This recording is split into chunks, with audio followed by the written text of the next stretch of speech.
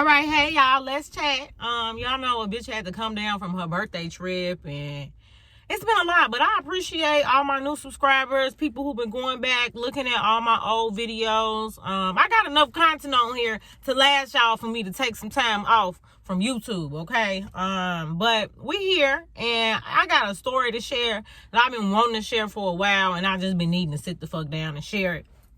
So let's just jump right into it, because I'm gonna keep this real cute and quick.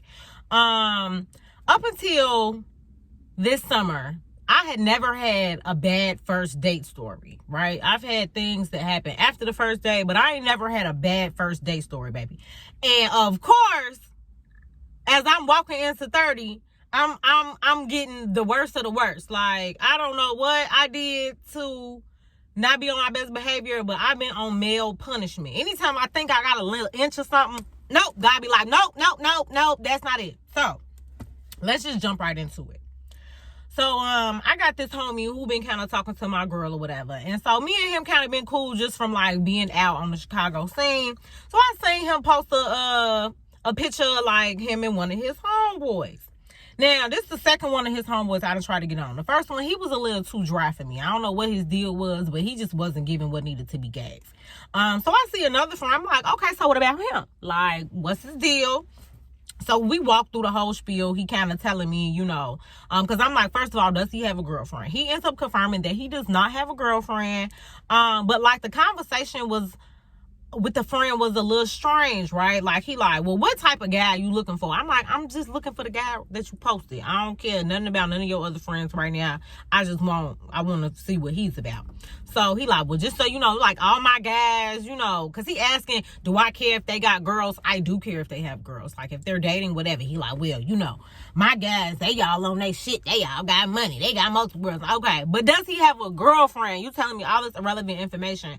Like, I don't understand. So he confirms he doesn't have a girlfriend. He must have put the bug in a friend ear. The friend, follow me, DM me, what's up, whatever. So we immediately start texting. I'm already out on the scene. He had left work. Like, now, let me just say, the guy has a great resume. Has a beautiful big house out in the burbs. Has his day job as like an engineer of some sort for a company, but then also owns like multiple businesses.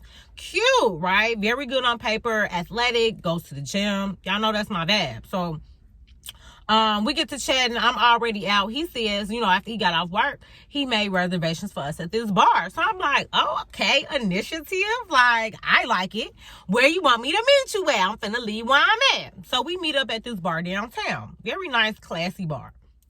So we sitting there, we chopping it up, maybe about 15 minutes into the date. He says he needs to take a phone call.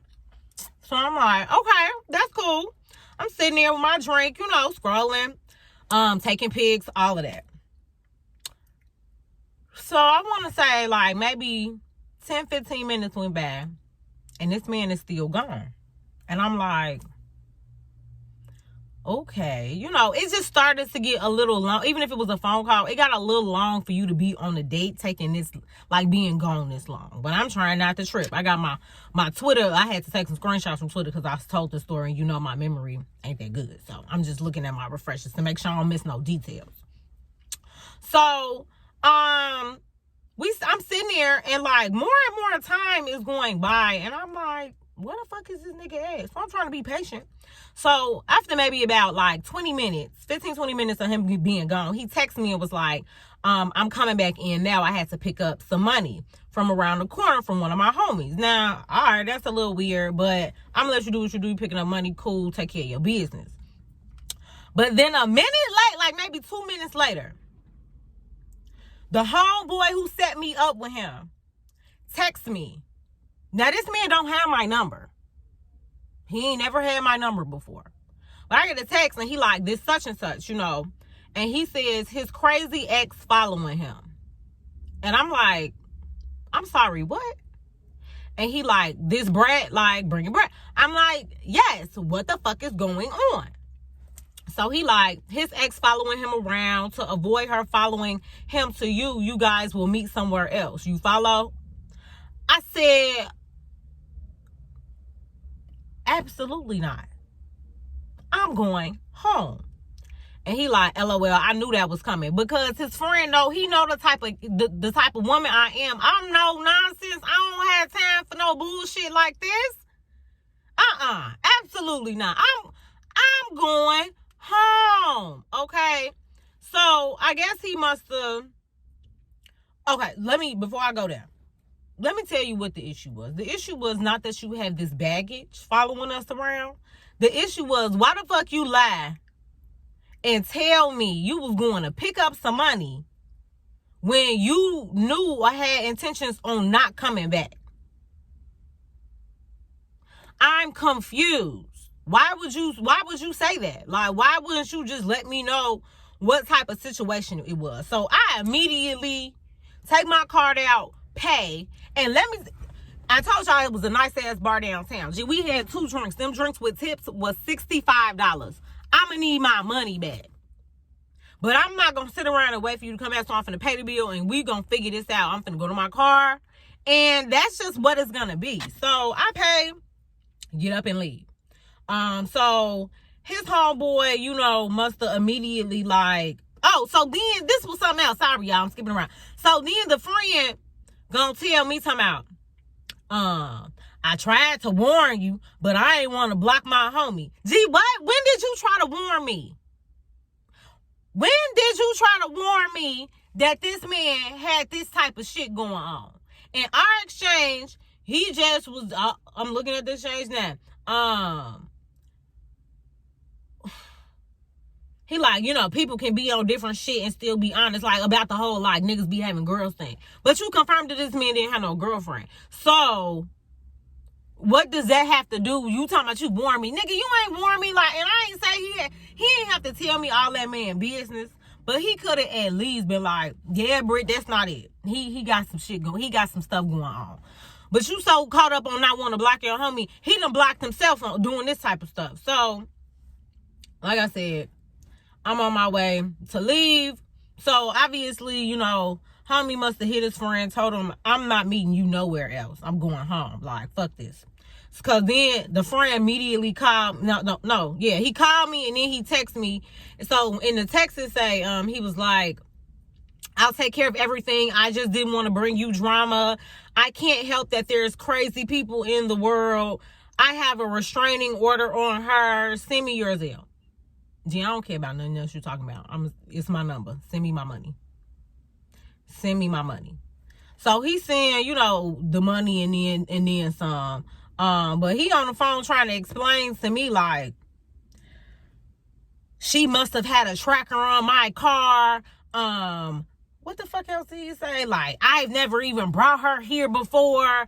And it's just a lot of questions in my mind because did you actually get a phone call? Because I'm assuming somebody you have a restraining order on, you have blocked. Now, the bar we were sitting in did have big windows, but I'm just like confused because it's like, thought you saw her car outside? I'm just confused as to how any of this makes sense.